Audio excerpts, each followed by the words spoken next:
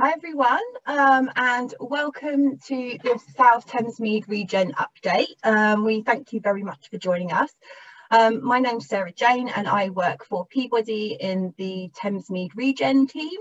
So normally I think under these circumstances, under normal circumstances, we would have done a sort of face-to-face South Thamesmead forum, but obviously that's not really available to us at the moment. So we're trying out these new channels of communication. So it would be great if after the webinar you give us a little feedback and tell us what you think. So just before we start, I just want to talk about how the webinar works. So we can't hear you or see you. Your microphone and your camera are disabled. So you will obviously be able to see and hear us. If you have any questions, you can ask them down at the bottom. There is a Q&A button, so you press the Q&A button, type in your question, and what we'll do is you can ask questions at any time throughout the presentation, but what we'll do is we will deal with all the questions at the end. So we're going to have a few panelists come on who are just going to talk a little bit about their areas of work in South Thamesmead, and then, as I said, we will get onto the Q&A. Okay, so the panelists will just magically appear and introduce themselves now. Hi, am I first on screen? Did I beat everybody to it? You did, well done, Adriana, go first. Good evening, everybody. My name's Adriana and I head up the culture programme for Peabody and Thamesmead. Look forward to updating you. Matt? Yeah, good evening, everybody. I'm Matthew Fowlis. I'm the projects director for Thamesmead, overseeing the physical regeneration programme. And Phil? Good afternoon, good evening nearly. Hello, my name's Phil Askew. I'm Director of Landscape and Placemaking for the Thamesmead team. I've got the lucky job of looking after all the fantastic green and blue places and spaces we have in Thamesmead. And Jez? Hi everyone, my name is Jez. I work in the socioeconomic team. I'm the local area plan manager. And we also have Lorna, who I don't know, there she is. Hi Lorna. Hello everyone, I'm Lorna Mills. I'm a neighbourhood manager at Thamesmead for Peabody. Lovely, thank you. Okay, so we'll start with the presentation. So, Matt, any second now, over to you. Any second now, brilliant, thanks. So yes, good evening everyone, and thanks for joining us this evening. I think it's been a long year for all of us, but thankfully a lot of great work has continued despite the challenging circumstances. So what we wanted to do is just share some of that with you tonight. So if you go to the next slide, please, SJ. So yeah, just to set the scene a little, hopefully most of you will know that Peabody have a long-term commitment to Thamesmead, and we really want to make a lasting contribution to the area. To guide our work, we've set ourselves 5 goals, there they are, which include improving the lived experience for residents so that the town is well managed and cared for, delivering growth and regeneration to build new homes, but also to improve amenities in the town so that you, the community, have access to the shops and services that you need, improving our already wonderful assets of lakes and green spaces and to make sure that they're well used and well looked after, investing in culture and making it part of everyday life, and making sure that we are investing in and growing our community. So hopefully across the presentations tonight, you'll get an update on all of this work. So in terms of growth and regeneration, we have a long-term commitment to deliver change across the South Thamesmead estate. And this will mean that parts of the estate will be demolished and replaced with new housing, shops and community spaces.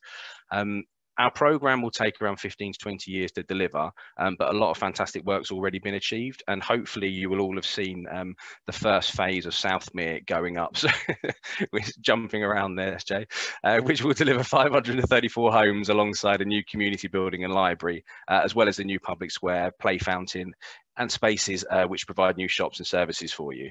Our programme was impacted by COVID-19, but thankfully we've only had to close the site for a brief period. So we're actually due to take handover of the first 130 homes and the library in the square in May. And what's really exciting is that 83 of these homes will be affordable, and they'll provide the first opportunities for us to rehouse existing residents from Lesnes, whose homes are earmarked for demolition later in the programme. So those residents who have been pre-allocated one of the first homes will receive a letter this week and will be contacted by our rehousing officer. And the remaining 404 homes are due to complete by the end of next year. SJ, can you go back? Sorry, so because yeah, that's it. So the Southmere commercial we're delivering a lot as part of our first phase of development, and one of our key ambitions is to deliver the shops and services that you need to make the most of your everyday lives. So we'll be looking to activate the square itself with markets, etc., and events, and Adriana will cover this later on. But in terms of a retail offer, we'll be looking to provide a mix of uses, which could include cafes, restaurants and bars, convenience stores, bakeries, dry cleaners, hairdressers, bike shop, florist, a health and leisure studio, and then other health services as well, such as pharmacies or dentists. Most of the shops around that square won't actually be available to us until 2022, but we are going to begin marketing them this year. So what I would say, if there is anything you feel from the list is missing from the list I've just read out, or anything you'd really like to see in Southmere, then do get in touch or add some comments into the chat box, because what I'll do is I'll follow up with our commercial agents. We do have one unit coming to us this year, and we've agreed terms with an operator who'll be looking to open a cafe and a gallery space, and that hopefully that will be a really good first letting to provide that early activation around the square and the library that we're all looking for. And then the library building itself. So of course this is one of the key aspects of our development, and it will be the focal point for all the civic activity across South Thamesmead. It's a community and library building. It'll be based over 2 floors, with the ground floor being operated by Bexley Library Services and the first floor being operated by the Peabody Community Team. Both floors still need fit out, and Bexley are targeting to open the library early next year. And I think Jez will provide more information later on what we should expect from the Peabody Communities team. And then if we move on, the next phase of development is likely to be on what was formerly Binsey Walk, but I'm sure you've noticed that the buildings have now been demolished and the site's ready for development. The site itself has potential to deliver around 330 homes, and you can see our early design work at the bottom right hand corner of the screen. We're actually about to embark on a procurement exercise to appoint a developer partner to work with us on the site, and we think that will probably take 9 to 12 months to conclude. So what we'll be doing is targeting a start on site for late 2022, which is actually when the construction of phase 1 is due to complete. The design looks to reintroduce a walking route along the lake edge, with the building set slightly back. So this seeks to improve those connections to the facilities on the northern edge of the lake, such as the Lakeside Centre and what will hopefully be the new boating and sailing club, and continuing round to Southmere Park, which you can see there. So the Lakeside Centre is already open, and that's a fantastic facility that's providing artist studios and a children's nursery already. There is a planned community training kitchen and cafe, but they have been impacted by COVID. So we're working really hard with the operator, Bow Arts, to get those open as quickly as we can. In relation to the boating and sailing club, we hope to start construction of this in the next couple of months and have it complete before the end of this year. And this is a really important project for us, because there is a long history of sailing on Southmere Lake. Once it's complete, it will be run by the YMCA, who will provide sailing, kayaking and paddleboard training opportunities. And what they're doing is devising a programme, so they work with schools to offer these opportunities to local young people. Moving southwards, thank you. Our next phase of regeneration will be Lesnes, where we've put together a master plan to deliver up to 1,950 homes. Last year, we held a resident ballot asking those living on the estate whether they supported our regeneration plans. And I'm pleased to say that over 65% of residents took part, and over 70% of those voted in favour.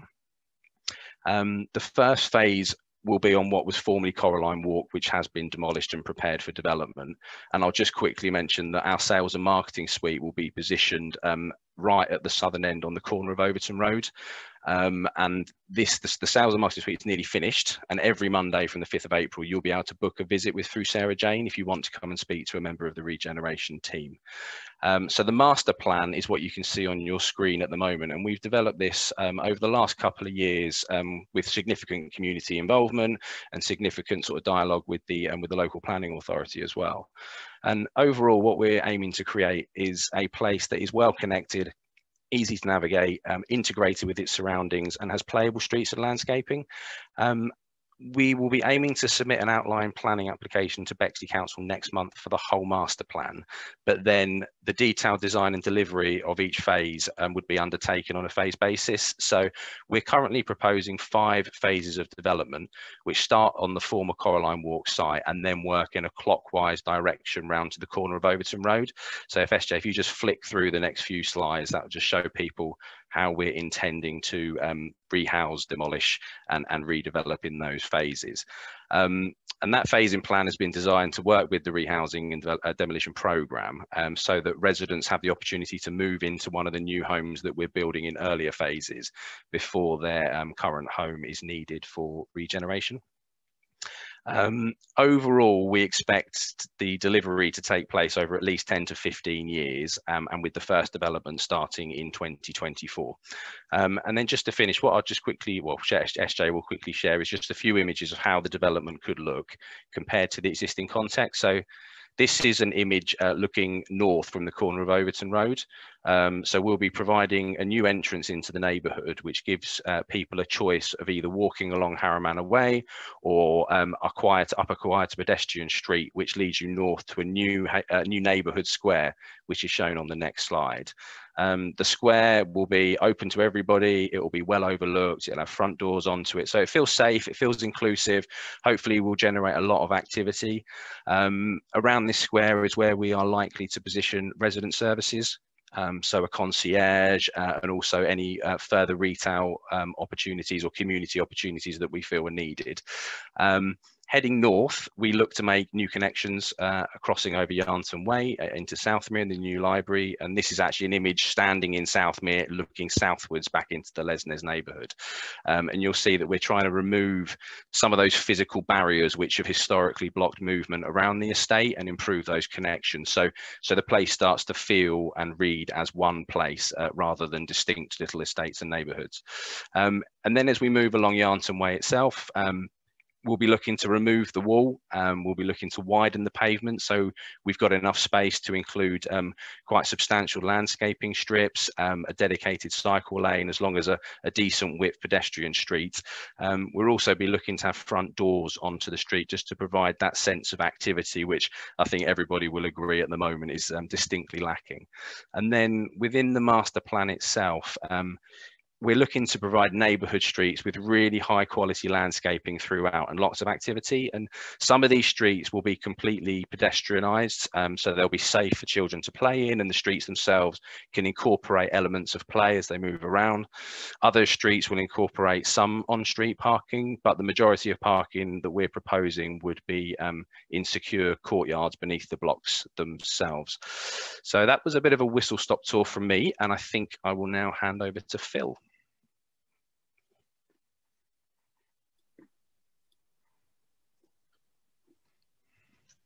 Here we are. I'm just waiting for Matt to disappear.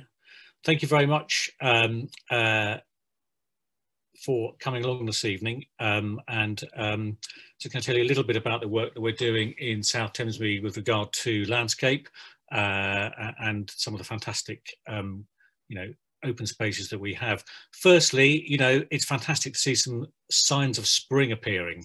Here are some of the 44,589 bulbs we planted in Southmere and Park View coming through. It's really good to see this, especially after the long winter that we've had. And over the years, these bulbs will increase in scale and size and welcome everybody in the spring as it comes along. Really important.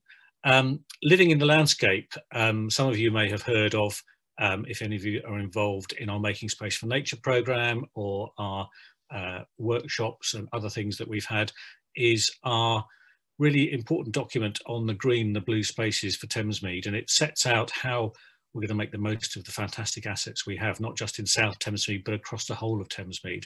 And I think it's testament to the team and the work we've done with people in Thamesmead, and also recognising how valuable people in Thamesmead think and feel these places are. What an opportunity it is to make the most of these for the future of Thamesmead as time goes by. And in the context of that, we're also developing something called a biodiversity action plan. Not terribly exciting sounding thing, but Thamesmead is really rich in wildlife. And of course, you know, if you've only got to go to South Thamesmead Lake to see the birds and the wide range of wildlife around there, let alone in the rest of Thamesmead. And it's something that we feel that is a real bonus for the place. We know that over the last year, people have really benefited from getting out into the landscape, making the most of green spaces and parks in London and in Thamesmead and elsewhere. And we have such fantastic places, parks, woods, lakes, canals, etc. in Thamesmead. Many of them perhaps a little bit neglected over time, but what a fantastic starting point. And we can work on these and work with these. One of the key things will be to attract or develop the opportunity for a wide range of species, some of which are already in Thamesmead and some of which are not so far away to come and make their home here and live alongside the humans of Thamesmead. Next, please. But coming back closer to South Thamesmead, last year we did quite a lot of work on the lake and on South Mere and Parkview estates. On the lake, as you may know, we put in some new platforms so that fishing people and people can get closer to the water. We also extended the reed beds.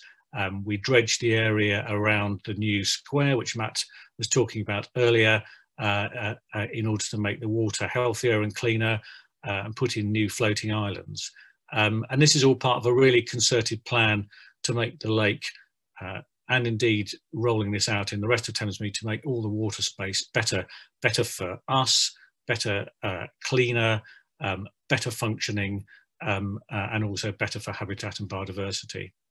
We're carrying on some of this work in South Thamesmead.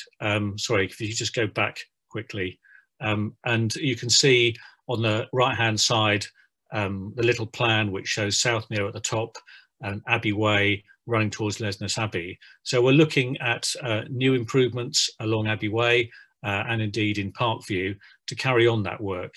We think Abbey Way is such a fantastic link between Lesness Abbey and down towards South Mere and of course ultimately onwards towards the Thames. So our team are engaging with some of you, I'm sure already, and doing work to think about what sort of place that might be. Next, thank you. A key part of this is our programme called Making Space for Nature, which is really to give people the opportunity through one means or another to get involved in their place, whether it's volunteering. In the middle there you can see people doing a bit of work at Tump 53, or indeed you know, learning about the fantastic open spaces and green spaces that we have. Thanks. So we're doing a whole load of engagement and workshops and working as best we can given the pandemic with you, thinking about here, for example, what kind of space matters to you. Next, please. We've been doing some events such as tree life drawing, starting to appreciate the fantastic trees and vegetation that we have in Thamesmead. Looking at the sort of nature that we have on the ground and around the place, working with the community. And doing some online design sessions to sort of start to really capture, you know, what is it about this place that people like? What is it about these places that people don't like, and the sorts of things they'd like to see? And we've set up forums to start to capture these, and we've got a fantastic bunch of people who are working with us now as part of the design team. So we're really trying out new forms of engagement, partly because we have the pandemic and we can't have face-to-face meetings, but also we are starting to find that using Zoom and Teams and all of this extraordinary software we've learnt over the last year gives us an opportunity to talk to people and engage in a very different way. Some of the things we've been doing, for example, is testing out lighting at night, and you can see some of the trials here going on along Abbey Way.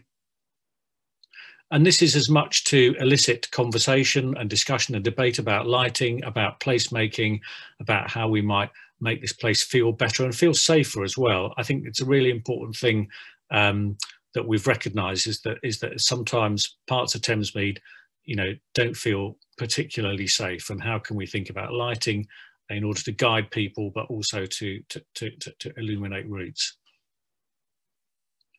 And that engagement that I've been talking about has led to, for example, this fantastic plan or map of people's thoughts and ideas around Abbey Way and Lesness, and Park View rather, and we'll be exploring and expanding this over the next weeks and months.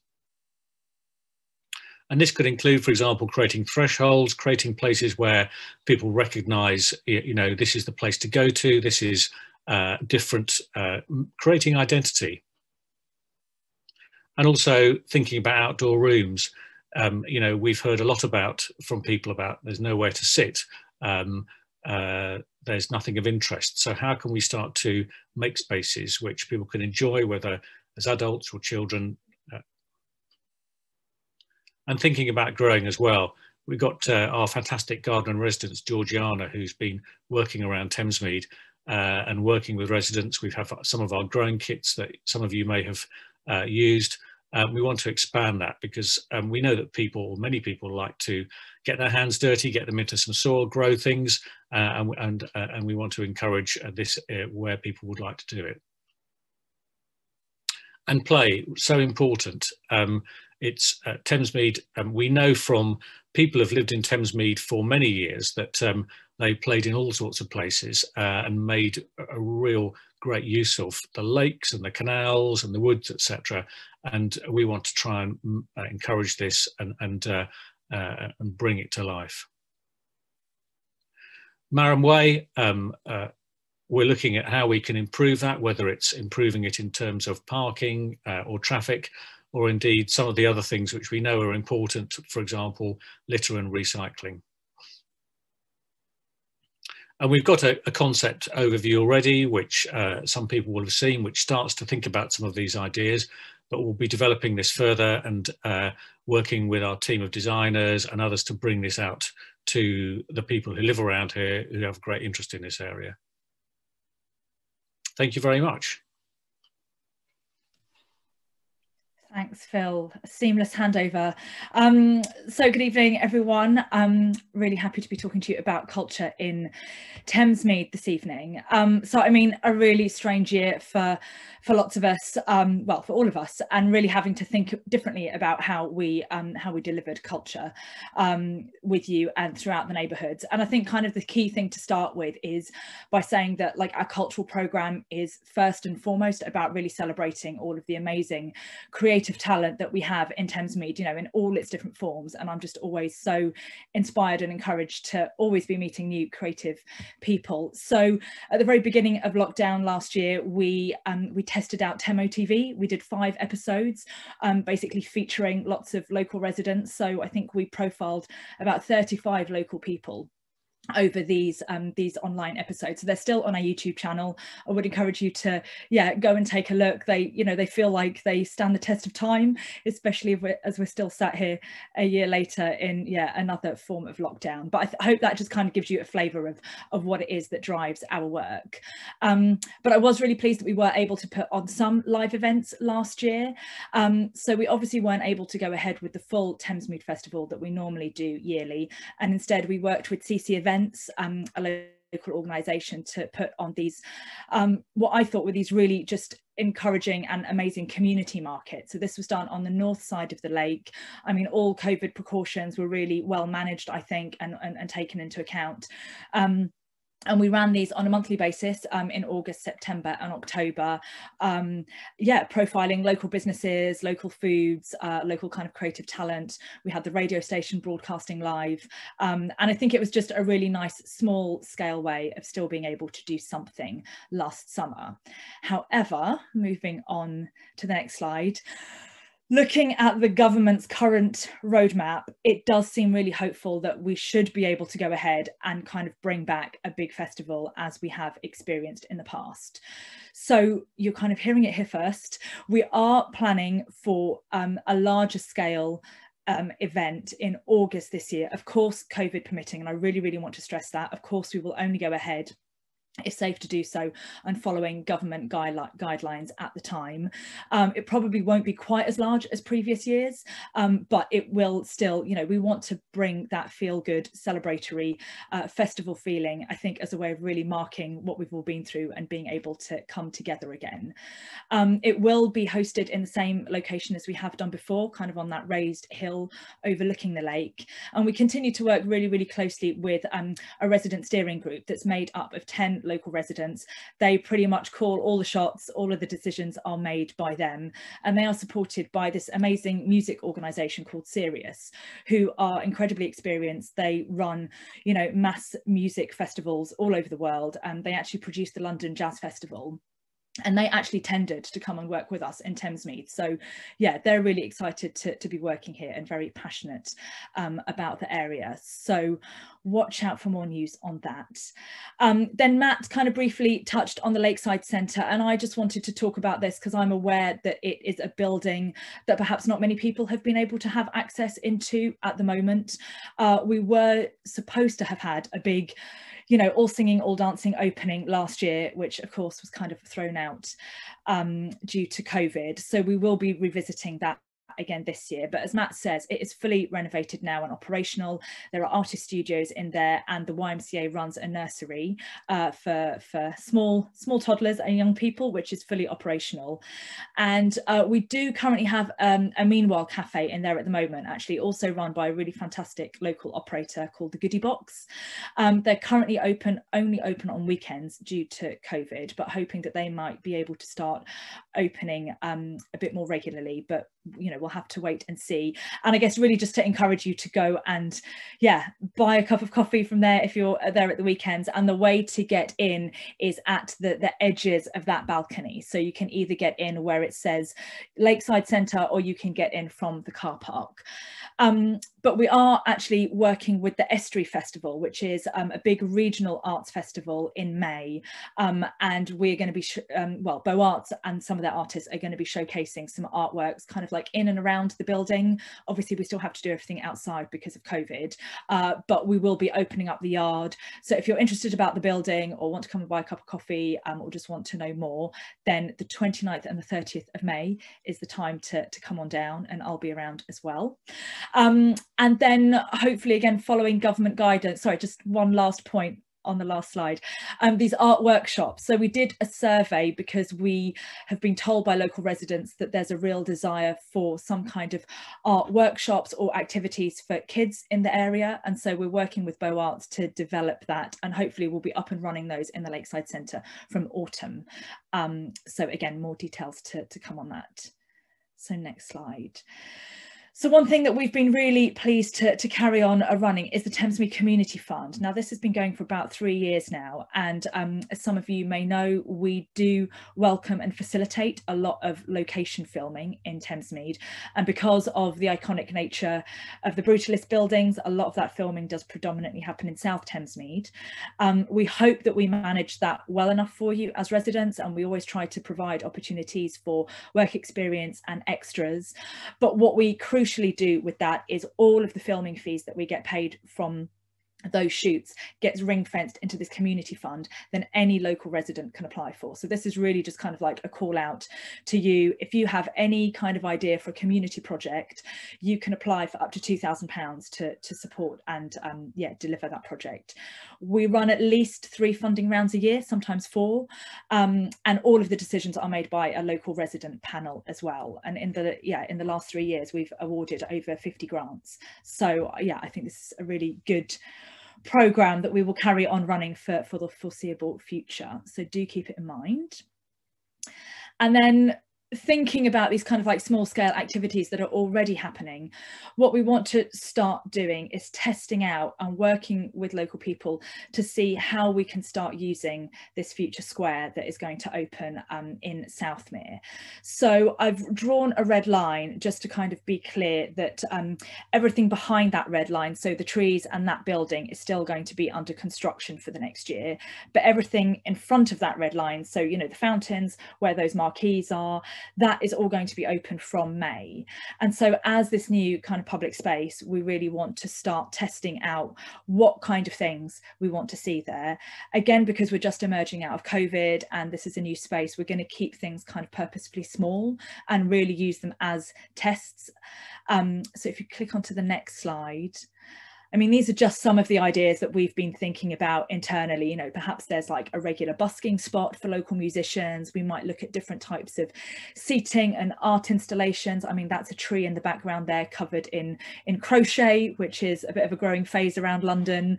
Perhaps we can bring some swan pedalos, again, looking at small scale markets. So we're going to be appointing one event organisation, I think, just to manage all of the health and safety stuff, because, you know, that does need to be quite detailed. But the idea is that from July to March next year, we will be kind of like testing these small activities, asking local people what you want to see, supporting local activities as well to come into that square, perhaps some of the projects that we fund through the community fund. So that will be coming shortly.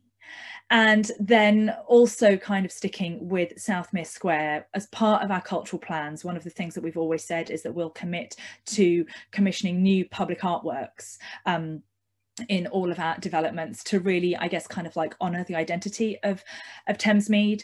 And so we're really proud to have appointed this this team led by Yinka Danmole, who is a former resident and grew up along Yarnton Way and still feels very fondly about his childhood in Thamesmead. And then he's going to be supported by Vicky, who's a public art curator, and Joe, who is a youth consultant.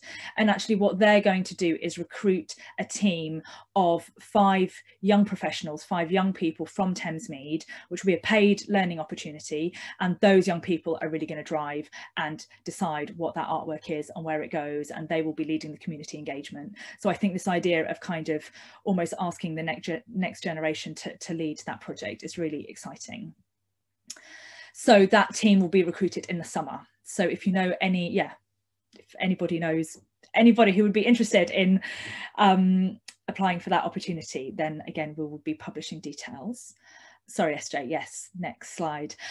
So last year we tested our first light festival in West Thamesmead by in Tump 53 and at Buttswood, and it was such a great success that we are looking to doing the same this year. It will be called Light the Way, and it will basically come from Lesness down to Southmere, and we're looking at doing this in November. So if you go on to the next slide,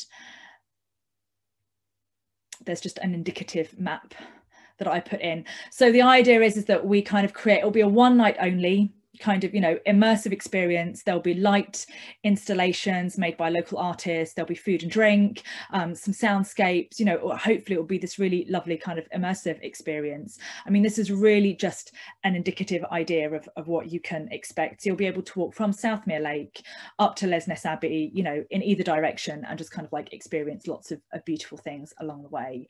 We're delivering it with Emergency Exit Arts, who are a local partner based in Greenwich, and also partnering with London Borough of Bexley on that as well. And then, as if, yeah, a light festival isn't enough, we're commissioning a hot air balloon for Thamesmead.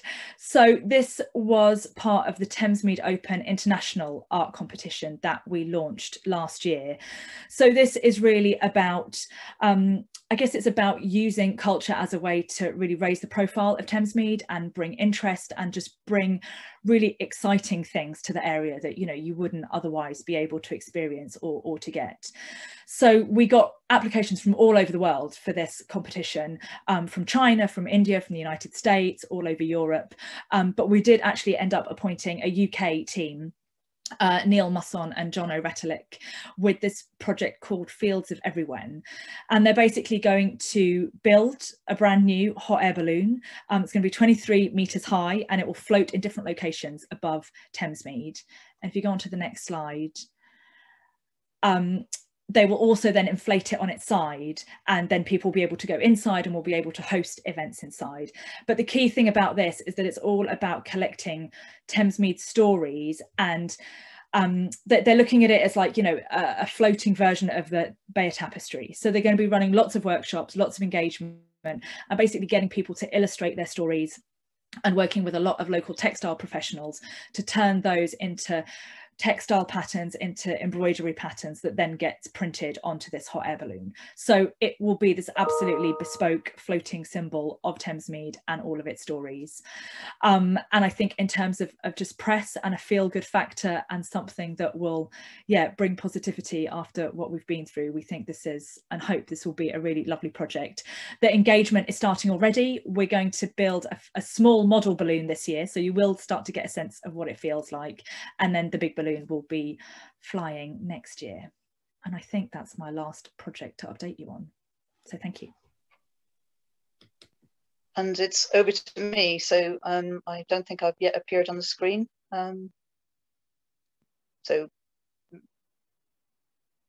slight delay perhaps, but have you got, if you want to, sorry? We can see you. Okay, all right, thank you. Okay, well, thanks to my colleagues, I've got the graveyard slot and the last presentation, so I'll try not to keep you too long. I'm sure people are looking to go get their dinner. What I was going to do was just give a brief outline of some of the support and the services which we're running, which might be of interest across sort of 4 main areas. The first is business support and employment. The second will be young people. I'll then do a little bit around health and well-being, and then community spaces. So if you are a small business or you're interested in setting up a business, we have a range of support on offer. The team has been very busy over the pandemic supporting our businesses to respond, accessing government grants, setting up websites, changing how they deliver their business to meet the challenges of the pandemic. So I'd encourage anyone who's interested in that form of support to come along to our business forums, which are held on the second Monday of each month. And it's a really good opportunity to access support, extend your network, find out about training and funding opportunities. And we've nurtured some really successful organisations like Backyard Grill and CNC Events, who started off as small businesses back in probably 2018 and have now gone on to win business awards in Greenwich and Bexley. Next up, we have an employment service which is focused exclusively now on Peabody tenants, and anyone accessing that service will be allocated an advisor who can assist with CV, accessing training, applying for jobs. And we do have access to quite a range of jobs through our partnerships, through the company itself, but also through our supply chain. You can access those through an employment advisor, but also by looking on the portal as part of the Thamesmead Now website.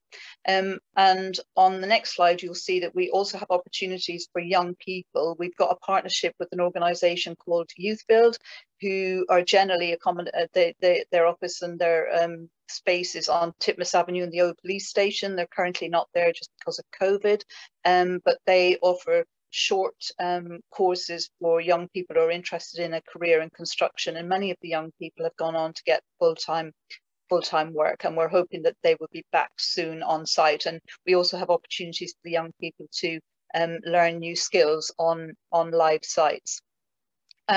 It's not always about construction and training. We also have lots of other opportunities related to maybe the culture programme, volunteering, and this is just an example of a current one that we're working with a local artist, and the young people will learn the basics of recording and editing, and they'll produce some audio for the local radio station. So that's kind of an opportunity that's open to anyone between the age of 16 to 25, and I think the closing date is at the end of the month, around the 28th of March. But it's worth keeping an eye on the portal for opportunities such as that, because they're quite regular, where we have training courses and paid opportunities for young people. So moving on to the support that's more widely available. So people obviously have been affected by the pandemic in a number of ways, and Peabody are offering a range of support if tenants are having difficulty paying rent, dealing with increased debts, feeling vulnerable, having difficulty accessing food, or if they're caring for somebody who is vulnerable. So we've got colleagues who work in the welfare benefits team who can help people access benefits, look to provide support with debt and money management. We've also got the tenant and family support team who can help vulnerable residents or help those who are caring for vulnerable residents access services. So details of how to access those can be found on the main page of the Peabody website, not on the main page, sorry, on the help and support pages of the Peabody website. I meant the main Peabody website rather than the Thamesmead Now one. More locally, then we have Positive Steps Thamesmead, which again is about accessing services. So it's just a number that people can call if you want to access CAB, or that we have a counselling service that we commission. And it's very simple. You call the number and speak to a colleague. They take down some brief details and then make an appointment with whatever agency it is that you need the advice from. And that's generally within 5 to 10 working days. So it's quite soon, quick turnaround. In non-COVID times, those services would be available that you could see the CAB at the Lakeside Medical Centre. That's not the case at the moment. And we know that people in Thamesmead feel isolated and lonely at the best of times, and there's often a number of reasons for that. You can move on to the next slide, Sarah Jane, thank you. But the past year will have made that more difficult for many people, having become increasingly isolated and lonely. And we're working with Bexley and Greenwich and 2 local people who are employed as community researchers.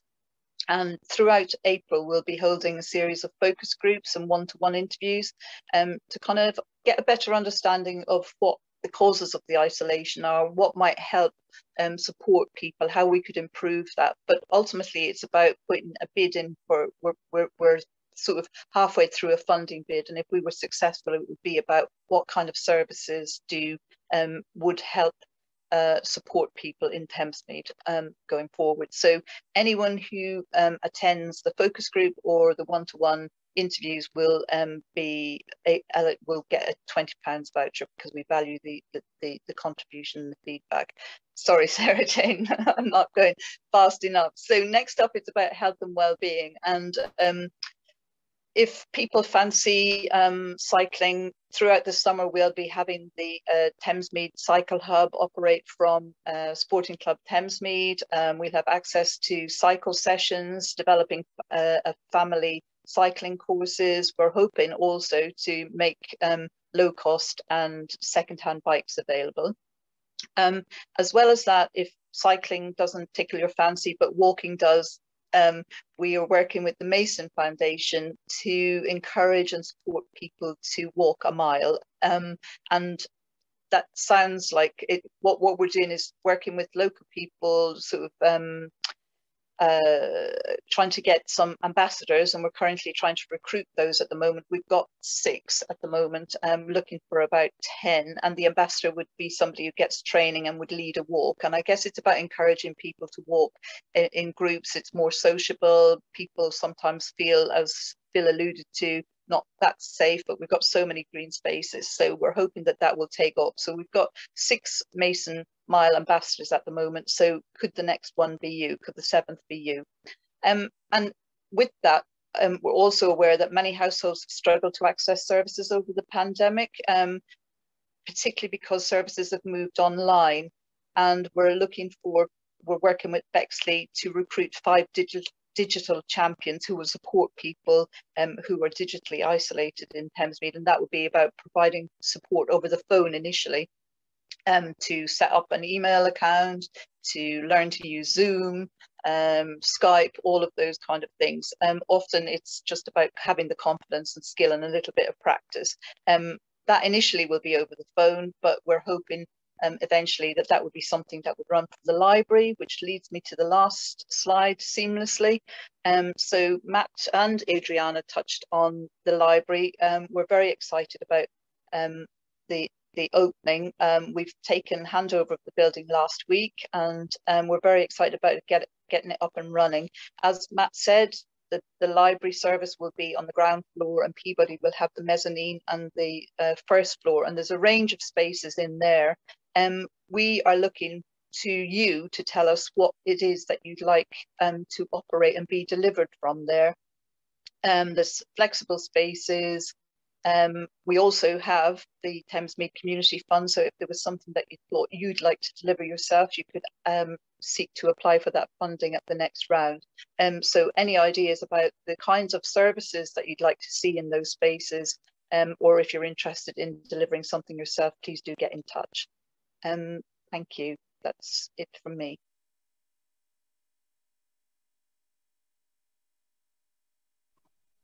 So thank you very much to our panelists. That was really interesting. And I'm sorry about my trigger finger, maybe a little bit too excited on some of the slides, so I apologise. So we've had quite a lot of questions. So what I'm going to do, I'm going to go through some of the questions and then you can answer them. One of the first questions, I think, is for you, Matt. What rents will be, sorry, I will read this out properly. What rents will there be for the shops? Do we have an indicative idea? There are concerns that they will be too high and the units will be empty. Okay, I mean, well, commercial rents are set by the market, aren't they? So, you know, it's what the market's willing to pay. But these are commercial units and we do need to get rents from them because the income that we generate from our commercial portfolio actually helps support all the other work that you've seen that we do around the town. But saying that, empty shops will do no good for us. You know, we've just talked about how we want this square to be active and we want it to be busy and we want to provide the services that you need. So whilst on the one hand, we do have to have one eye on what the commercial rents we're getting are, we do want to make sure that we're creating the place that we want to see. So there's a fine balance to be struck. There's no indicative rents at the moment. I mean, what I would say, if you're interested in any of the spaces at all or just learning more, perhaps let me or Sarah Jane have your contact details, and what we can do is open up a dialogue with our commercial agents, because as I said, we are going to start marketing those spaces later this year. So yeah, just following on from that, so any other questions, or if anybody does want to know or want to give details after the webinar, you will get an email with all the details on, all contact details and stuff. So just to let you know that you will be able to contact us after this. Thanks, Matt. Not a question, you asked for suggestions. It would be great to have a cinema, bowling and trampoline park. No. All very big ventures. I think Adriana might be trying with at least one of those. Bowling and trampoline park, we might have to think a bit further afield, maybe in the town centre somewhere. I don't think we've got anywhere within what we are looking to build that would be big enough. So just to give you an idea, we've got around that square around sort of like 15 commercial units, and they range in size from anything from about 700 square feet up to 3,500 square feet. But you know, some sort of small cinema offer we could look at. I mean, I don't know, potentially we could look at the first floor of the library being used for some sort of cinema, you know, at times. But in terms of a purpose built, you know, multiplex, that's not on the cards at the moment in South Thamesmead, I'm afraid.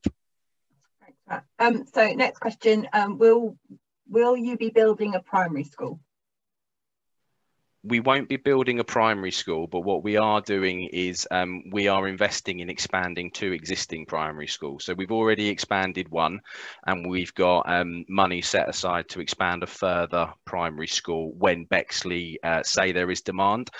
So obviously, you know, we want to make sure that there is enough education provision to support the new housing and the community that we're looking to build. But at the moment in time, there isn't any need to develop any more, because actually Willowbank Primary School is currently undersubscribed, so they've actually got space. So we're working really closely with the local authority to make sure that we get it right, but at the right time. Thank you, Matt. The next question, the boating centre sounds great. When would activities and lessons start, please? Would they run throughout the year, including winter? Do we know? I mean, barring it being a bit chilly, there is no reason why they can't run through the winter, but I know YMCA's program tends to run from around March to around November, and that's their core season.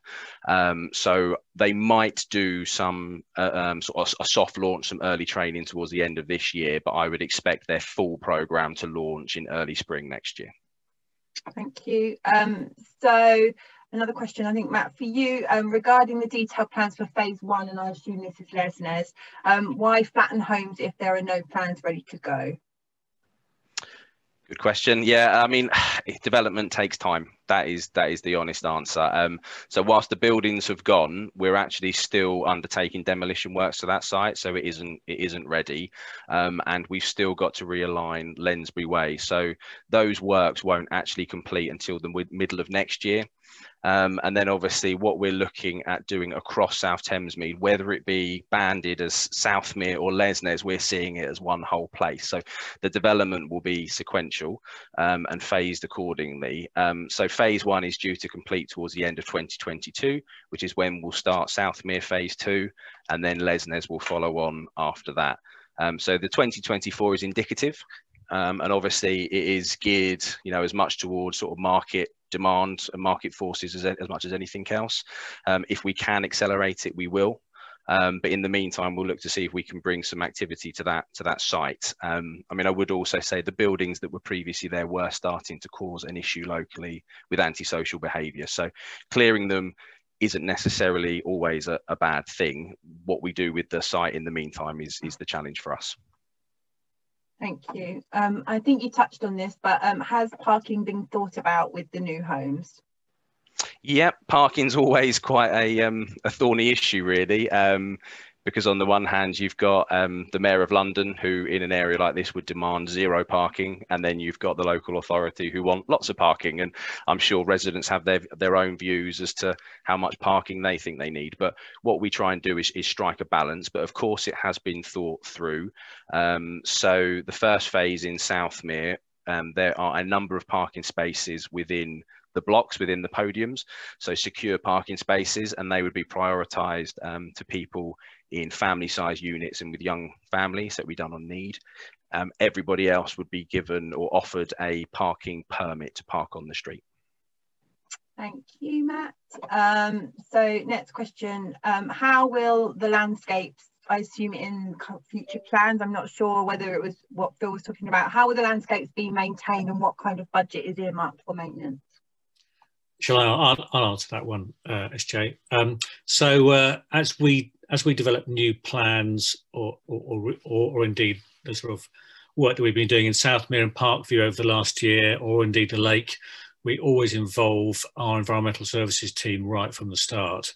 And a key part of that is understanding whether they've got the right resources or indeed training to look after the sorts of landscape that we are proposing, and that's really important. And I think they've been great. Actually, they've really stepped up. We're actually just about to start some new training with some of that team because some of the landscape which we're developing is quite different to what has perhaps traditionally happened in Thamesmead. It's hopefully more interesting, more colourful, better for bees, better for people. So we work really closely with them. It's a Peabody team. So it's funded from a mixture of Peabody and service charges, and we are thinking really carefully about how that works and how we can make the most of the great team we've got. Thank you, Phil. So next question, there are lots of amazing small businesses that aren't able to make the jump to owning a shop. Will there be units available for pop-up shops? So shall I jump in first? I mean, obviously I've touched on some of it with the commercial round Southmere Square. We've got the markets, so there'll be opportunities for pop-up sort of spaces within the square itself. We have been talking about the opportunity for one of the actual shops to be a pop-up space, at least in the sort of early years. What I suggest is anyone who has got an interest, get in touch with either myself or Jez, I guess, really, because obviously the socio-economic team do a lot of work with local entrepreneurs and small business startups, and we're working with them as part of our commercial strategy to Southmere to see if we can, maximise that any local businesses opportunities that we can. Thank you. So Phil, this one's for you. Will there be any lighting in Birchmere Park too? So towards the footbridge and the link, please. As Birchmere links Central Thamesmead to South Thamesmead, it would be good to include that area too, as lighting in the park is not great. Yeah, so one of the things which we hear about most from residents is poor lighting that's not working, lighting that's damaged, these sorts of things. We're just coming towards the end of a a really detailed, for the first time in a long time actually, survey of all of the external lighting in Thamesmead, all the lamp columns around the parks and the pathways, to really understand what we need to do. And some of you may have seen some of that being repaired over the last few months. So where we are now identifying lights which are in a really bad state, we're actually replacing them. But we also know that in the longer term, we need to think across the whole of Thamesmead as to how best we can provide good quality lighting and also sustainable lighting, up-to-date lighting using the latest technology. And we're going to start looking at that in the next few months. So if there's lighting which is existing but isn't working, we've now got a program of repair and replacement. In the long term, we'll be looking at areas which maybe never had lighting or need lighting, and we will be thinking really carefully about this, because we know that it's a key thing for people wanting to walk and cycle around Thamesmead after dark to make people feel safe. Thank you, Phil. So in relation to the growing, so I think this is what you talked about, Phil, with the South Thamesmead Garden Estate, is there scope within the development for allotments, given how many have been lost locally in the surrounding areas, lost to development? Yeah, absolutely. I mean, I think there's scope for a wide range of growing facilities. So, for example, last year we planted or extended some of the existing orchard areas just around Crossways in that part of Thamesmead. But there will absolutely be opportunities for, especially in the new development, but I think elsewhere as well, bringing forward a variety of different sorts of spaces, whether it's allotment type spaces or community gardens, these sorts of things. And it's a key part of that document I mentioned, Living in the Landscape, which incidentally people can find a link to on the Thamesmead Now website. Thanks, Phil. So I think this is for you, Adriana, when is the next community fund open? Is there set months it usually happens?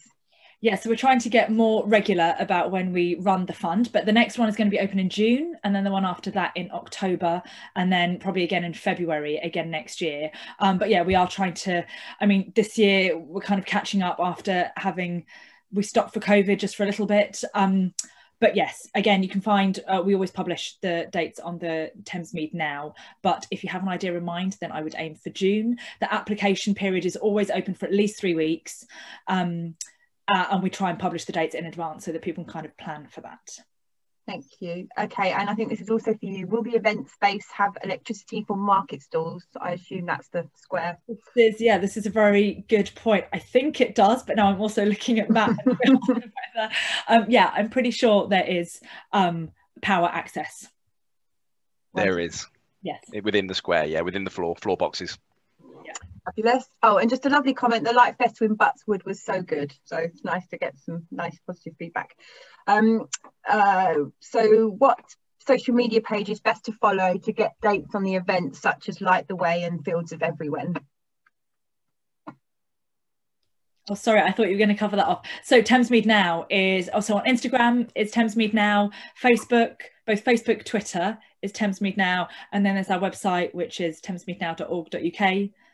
Yeah, again, so the email that you'll get after the webinar, all our social media handles are on there. So if you've got them all, follow them all, is my answer, I think. Thanks. If you're on Instagram, you can search for Fields of Everywhen, and then the artists have their own kind of channel on that where they just publish like a little bit more detail if you're really interested. But Thamesmead Now is always the go-to for everything. Okay, cool. Next question. When will the newly erected Thamesmead Southmere Visitor Centre Marketing Suite be open to the public, please? So I can answer that one. So it will be open. It's got a sales opening this weekend. So if you are interested in buying a property, you can make an appointment to go from this Saturday. And then if you're a resident and you don't want to buy, but you just want to have a look around, then I will be there from, well, it was the 5th, but we realised that's a bank holiday, so now it's the 12th. So from the 5th, sorry, Matt, I didn't realise that. So from the 12th, every Monday, I will be there. So if you want to come along and have a look around, ask any questions, then you can get in contact with me directly. Again, all the details will be on the email that you will get. So yeah, so that would be great if you want to come and have a look. So next question. What's happening with homes on Old Harrow Insight, another place little ever seems to happen year after year. Thamesmead is being emptied, demolished and left as a wasteland. I don't know what Old Harrow Insight, does anybody know what the Old Harrow Insight is? It's the Abbey Road site in Abbeywood Village. So yeah, so in all honesty, I think it's been impacted by the ongoing delays with Crossrail. So obviously we have acquired the site and we've got planning permission, but at the current time, you know, our development plans are on hold until we learn more about when the trains are going to be delivered. Thanks, Matt. Are there any plans to incorporate a police station back into Thamesmead within the new development? So there's currently not, but we do have an ongoing dialogue with the local police service. I mean, I think it's something that, you know, we would be very open to exploring. I think the honest answer is the police are probably looking to go the other way and looking to close services rather than open new ones because of budgetary constraints. So honest answer is I don't know, but it's something we will explore with them because we do have space. Thank you. And then the next question was... Jez had her hand up, so Jez might have an answer on the police. Go on, Jez. I've got the questions over your head, I'm sorry.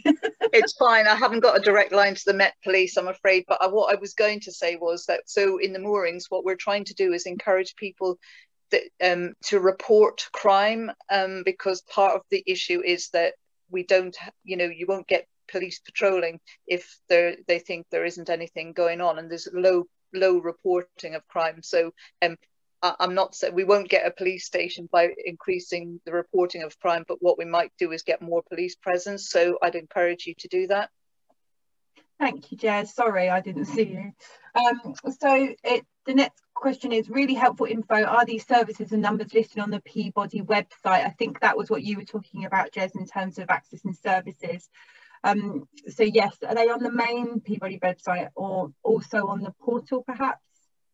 The ones around sort of the welfare benefits team and the tenant and family support team are on the website, but we can certainly make that available after the webinar. Yeah. Lovely. And positive steps is on the Thamesmead Now website. Cool, thank you. How is Peabody measuring traffic in relation to footfall and parking by contractors employed and the impact this has on local residents as the development ramps up? I'm assuming we're sort of referencing the ongoing parking issues along Yarnton Way. Possibly. Yeah. So I mean, we're in direct dialogue with the contractor. Obviously, it's very difficult to prove where those cars are coming from. I don't think they're all contractors. I think some of them are visitors to the health centre, etc. Obviously, it's a local authority road, so we're in dialogue with Bexley Council as well. I would say we're doing what we can, and we have provided alternative parking for the contractor elsewhere, which hopefully will start to relieve some of that pressure. Thanks, Matt. Who do we get in touch with regarding the flexible mezzanine and first floor spaces within Southmere Library?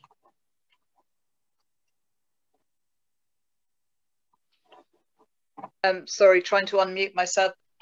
My colleague's name is Fiona Harris Hamilton, but we'll make that available afterwards as well. So it's Fiona Hamilton at peabody.org.uk. Thank you, Jez. Also a suggestion, we've come across while working in Thamesmead is bingo. It used to be for the library, it used to be a major thing in Thamesmead. Thank you. Oh, hang on, sorry, I'm pressing the wrong buttons. Could we have a copy of the presentation? Yeah, I think what we'll probably do is I'm recording this, so we will put it on a YouTube channel. And someone else did ask me about the previous webinar. We had some technical difficulties, but I'm going to speak to comms and we'll hopefully get them both up on the YouTube channel. So if you go onto YouTube and Google or search Thamesmead Now, then you'll see our YouTube page, and we will get them on there as soon as I possibly can, I promise.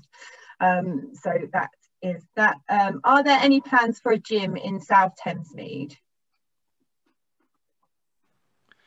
It's certainly something that we are exploring. I don't think any of the units that we're building around Southmere at the moment are quite large enough. One of them may be, so we're certainly going to try. It might not be a traditional gym, but what we could look to do is some sort of like health and fitness suite that could support yoga, spinning, Pilates, that sort of thing, but rather than a formal weights gym. Thank you, Matt. So just this is quite a long one, so bear with me. Great presentation from all, thanks. How can we ensure all the good work covered today is not soured by littering and dog mess and other antisocial behaviour, motorbiking, etc. we see across the area? Have any of you spoken to the local authorities about this to make sure it feels as welcoming as possible? Will there be any increased police presence, which I think you touched on, Jez, around the newly developed commercial units? I might take one on litter, just to say that actually what is happening in different areas in Thamesmead, our local people are organising their own sort of litter campaigns. So West Thamesmead Association, we've now got a Central Thamesmead one, and I thought there was a South Thamesmead one as well. There is. Yes. Yeah. And I think we're working. We, as Peabody, our environmental services team, and others are working with those groups to listen to them as well. You know, and one of the outcomes of that, I hope, in the next few weeks and months, will be some new and better litter bins, for example, because we know some of the existing bins are not so good. Wildlife gets in, pulls out the rubbish, etc., and other things. So we're well aware of this. And we're talking to people who, such as Tidy South Thamesmead, who've been fantastic actually in activating and pushing us and Bexley and Greenwich, in fact. Thank you, Phil. Just to add to that. Oh, thanks. No, sorry. Where anybody is responsible for causing ASB and they are Peabody tenants, obviously, as you know, we've got enforcement powers under the tenancy agreement. So residents should always report stuff like that via the website, come to us. So yeah. Thank you, Lorna. So next question, you stated people who were rehomed will be offered the affordable, okay, you say people, so people who are rehoming will be offered the affordable homes first. If there are still available, will South Thamesmead residents be offered first before it goes on the market? So what I would say is any of the homes that we are building for social rent will go entirely to the rehousing of Lesnes, because we've got such a significant program of rehousing that we're doing. So I wouldn't expect there to be any social rent housing available. Any shared ownership housing we will initially offer to Lesnes residents on a shared equity basis. So this is anybody who's a leaseholder or a freeholder within the Lesnes estate now. If there isn't sufficient uptake, then they would go onto the market as shared ownership. So if anyone is interested, I'd suggest you register your interest with the sales and marketing team so that if any do become available, you are first in line. Thank you, Matt. So thanks for the engaging presentation. So not wasting your time, guys. Well done. How many new retail units will there be in South Thamesmead? Well, in South Mere, I'm going to say that there are between 13 and 17. And the only reason why there's a range is because we haven't yet decided how we're going to subdivide units. So, for example, one unit could be one big space, or it could be subdivided into 3 smaller spaces. So that's what we're building around South Mere. In later phases, it's to be determined. I think we really need to see how much uptake there is in this first phase as to whether we feel that any more is needed. So the Lesnes master plan, for example, allows us to build an extra 3,000 square meters of commercial floor space at ground floor, but we will determine at the time whether we think it's needed or not, because the last thing we want to do is build spaces that are then left empty, whereas they could be built as additional homes as an alternative. So thanks, Matt. So it's great to hear about all the activity in South Thamesmead. What are the plans for Central Thamesmead? Who wants to pick up the waterfront? There are big plans for Central Thamesmead, potentially 20,000 homes. We've launched an international competition to appoint a master plan design team. It's a long-term project that we're working on with our partners at Lend-Lease, but there are, I mean, it's too big to go into today, but there are enormous plans for Central Thamesmead. So if it's something that any individuals out there are interested in learning more about, perhaps get in contact with SJ, because there is so much we could tell you, but yeah, not today. Yeah, there is a lot, and I think this is probably maybe something for future webinars. I think we're very in the early stages of that project, but I think there is lots to tell. So if you have any questions specifically, please contact me.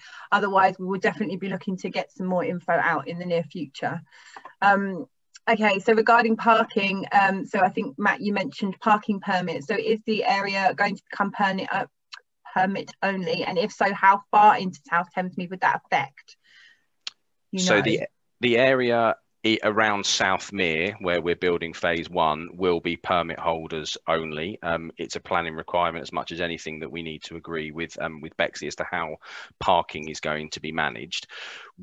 So all the future developments, the new developments, that is certainly the intention, that there will be parking control measures and permitting system. The rest of the existing estate, I'm not aware that Peabody are looking to introduce any further parking measures. But what I would say is, obviously, we don't own all the streets, and I would imagine Bexley Council would be looking to introduce parking control zones, especially once Crossrail's up and running. So I imagine there would be an increase in parking measures in the area. Thank you. So next question, why are the new flat prices so expensive? Considering Peabody is a housing association with philanthropic heritage, can more be done to make, can't more be done to be genuinely affordable?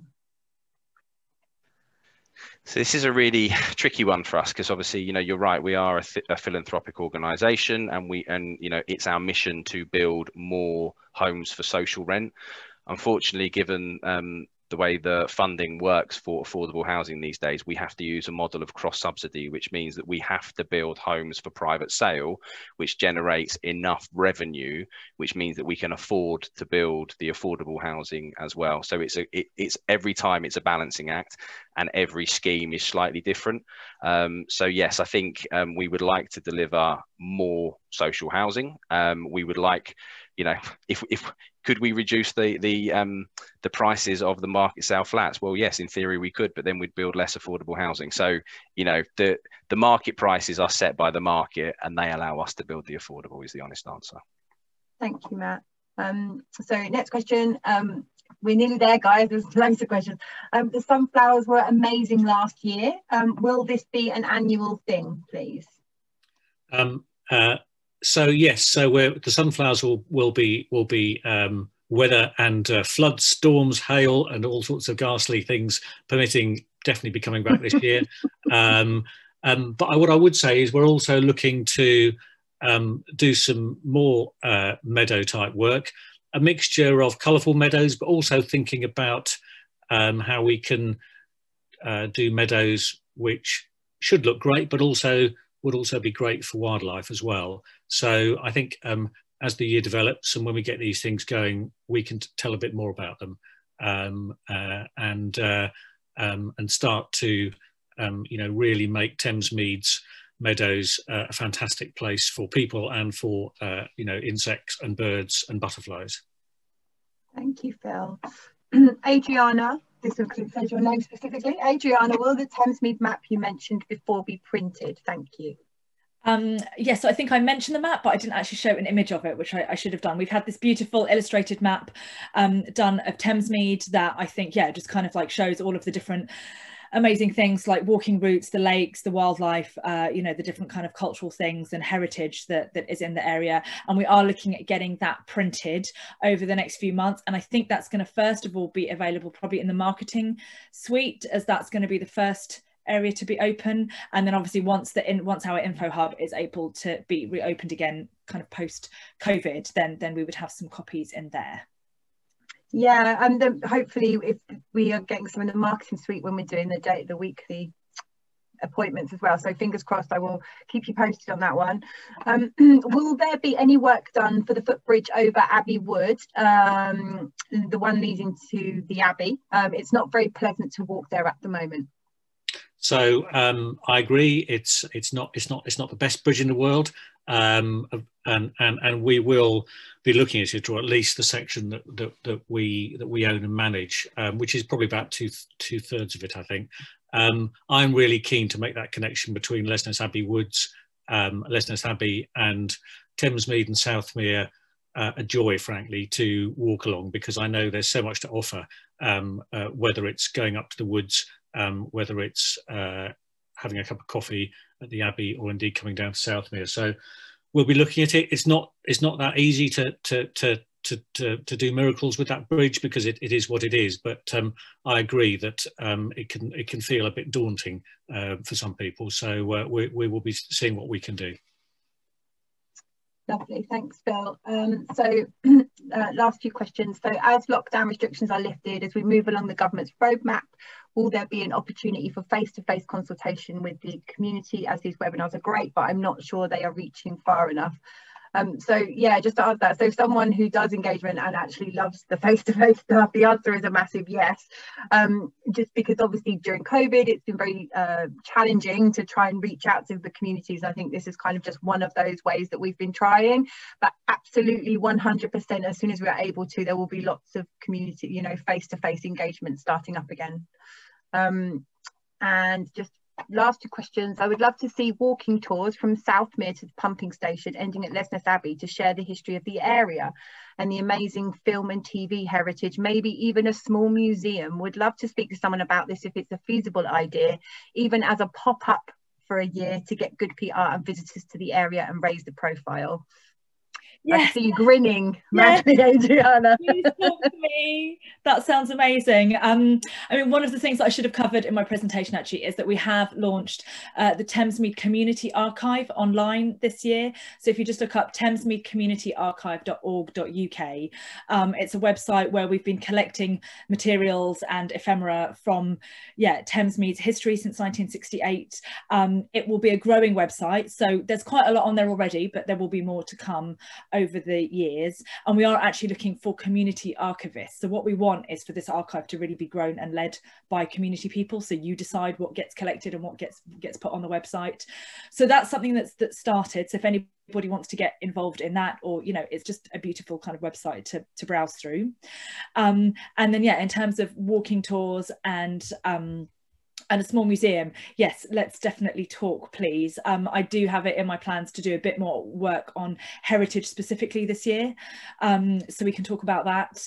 I'd love to have a small museum. Let's chat.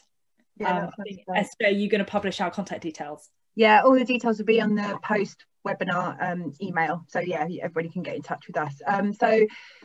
Just not a question, I know it's slightly out of your control, but it would be great to promote Thamesmead residents to move from social housing to shared ownership to encourage a step on the property ladder and break the family social housing cycle. I think that's just more of a comment. And then another comment, Zoom engagement works really well for those of us who can't make it in person because of small kids in the evening, so please continue this alongside face-to-face. So yeah, again, absolutely, this was literally a conversation that we had just before this webinar about how we feel that this does reach people that maybe wouldn't be always able to do the face-to-face. So blended approach, I think, is definitely the way forward. So yeah, one thing COVID has sort of taught us lots about how we engage with the community and try to sort of come up with new ideas to do that. Okay, that's all the questions, so thank you all so much. That was loads of really good questions, so we really appreciate all your questions. As I said, you will get an email tomorrow, like a post Zoom webinar email thing that's got some links and some information on. If there is anything specific that we've talked about that doesn't cover what I put in the post email, then you can email me. You can contact us through Thamesmead Now website. There are lots and lots of ways to contact us, or even through social media, so please do get in touch if there is anything more that you want to know or anything specific you want to know. And again, as I said, it would be really great if you do have some comments about how you think this webinar went, then that would be really helpful too. And I will do my best to sort the technical issue out and get this up on the YouTube channel. So yeah, I just want to say thank you guys to all the panelists for coming today and giving lots of really important and interesting information, and thank you to everybody who's at home cooking their tea, doing whatever they need to do. Thank you so much for joining us, and we hope to do another one again soon. So thanks everyone. Thanks all. Thank you. Bye. Bye. Thank you. Bye.